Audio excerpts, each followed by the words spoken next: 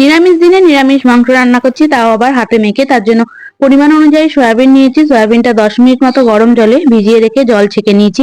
এবার একটা বড় জায়গায় দুটো মিডিয়াম সাইজের টমেটো কুচি, একটা বড় সাইজের আলু ছোট ছোট করে কেটে রাখা, 2 চামচ টক দই, বড় চামচের 1 চামচ আদা বাটা, 2 চামচ ধনে গুঁড়ো, 2 চামচ জিরে গুঁড়ো, স্বাদ অনুযায়ী চিনি, তারপর দিয়ে দিচ্ছি স্বাদ অনুযায়ী লঙ্কার গুঁড়ো, 1 চামচ হলুদ গুঁড়ো, তারপর লবণ দিয়ে বেশ খানিকক্ষণ মতো মেখে নিচ্ছি। টমেটো গুলো আস্তে আস্তে হাত দিয়ে একটু মেখে নিলাম। এবার জল ঝরানো সয়াবিন গুলো দিয়ে আবারও বেশ খানিকক্ষণ মতো মেখে 10 মিনিট মতো রেখে দিলাম। কড়াইয়ে পরিমাণ অনুযায়ী সর্ষের তেল গরম করে নিয়েছি। এবার মেখে রাখা সয়াবিন গুলো দিয়ে মিডিয়াম আঁচে 4 থেকে 5 মিনিট মতো খুব ভালো করে কষিয়ে নিলাম। এবার সামান্য পরিমাণ জল দিয়ে আরো বেশ খানিকক্ষণ মতো কষিয়ে নিচ্ছি, যতক্ষণ না জল সম্পূর্ণ শুকিয়ে যায়।